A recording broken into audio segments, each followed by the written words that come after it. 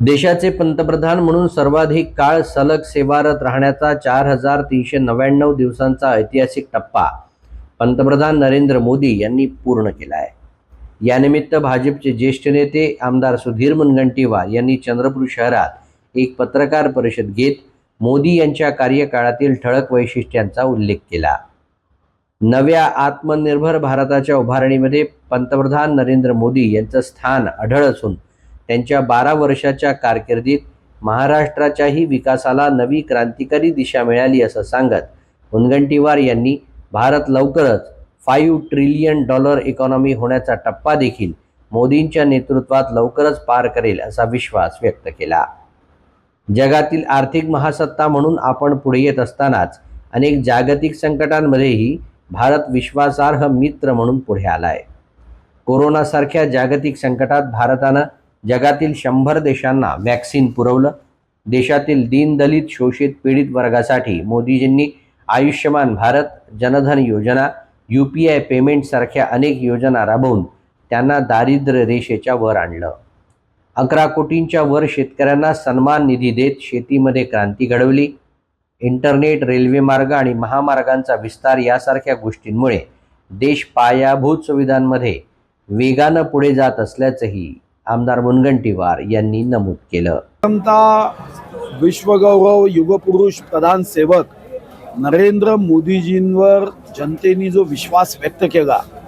2014 मध्ये 21,54,00,000 मतदारांनी आपल्या सदिच्छा दिल्या। 2019 मध्ये 27,38,00,000 मतदारांनी विश्वास व्यक्त केला व या देशाच्या प्रगतीसाठी 2024 मध्ये 28,26,00,000 मतदारांनी विश्वास व्यक्त करत माननीय पंतप्रधान महोदय यांना देशाची सेवा करण्याची संधी दिली। या संधीच्या संदर्भात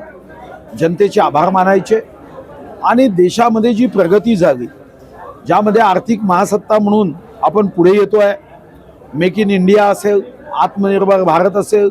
मुद्रा योजना असेल, आयुष्यमान भारत योजना असेल, UPI ची डिजिटल क्रांती असेल, मजबूत आणि स्वतंत्र अशी आपले परराष्ट्र धोरण इंडिया फर्स्ट विषय असेल, संकट काळातील जगाचा मित्र म्हणून 100 देशापर्यंत आपण दिलं वॅक्सिनेशन असेल, ग्लोबल लीडरशिपमध्ये G20 असेल, अशा अनेक विषय, 81 कोटी लोकांना मोफत धान्य देण्याचा विषय असेल, शेतकऱ्यांच्या संदर्भात 11 कोटी शेतकऱ्यांपर्यंत सन्मान निधी देण्याचा विषय असेल, वेगवान वाहतुकीच्या साधनासाठी 2.5 लाख गावांपर्यंत इंटरनेट पोहोचवण्याचा विषय असेल, जनतेच्या सेवेसाठी हायवेज बनवण्याचा विषय असेल, अटल टनेल सारखे जगाने आश्चर्य करावे असे प्रकल्प असेल, या देशाच्या शैक्षणिक क्रांतीमध्ये अनेक घेतलेले निर्णय असेल, 23 पेक्षा जास्त एम्स हॉस्पिटल किंवा मेडिकल कॉलेजच्या निर्मितीचा विषय असेल, आपला देश हा भयमुक्त भारत व्हावा, भूकमुक्त भारत व्हावा, नक्षलमुक्त भारत व्हावा,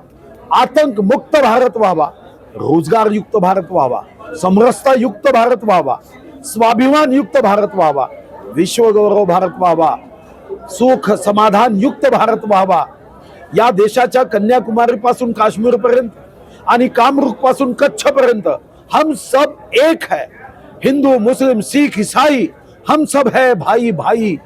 कुछ पार्टियां बांटने का काम करते आई। या दृष्टीने या देशामध्ये आर्थिक महाशक्ती करण्याच्या दृष्टीने जो प्रयत्न केला जातोय, $5 ट्रिलियन इकॉनॉमीचं स्वप्न साकार करण्यासाठी ज्या पद्धतीचे निर्णय घेतले जात आहे, ते ज्या मतदारांनी अतिशय प्रेमाने भारतीय जनता पार्टी व NDAला आपला आशीर्वाद दिला, त्यांच्यापर्यंत ही माहिती पोहोचवण्यासाठी पत्रकार परिषद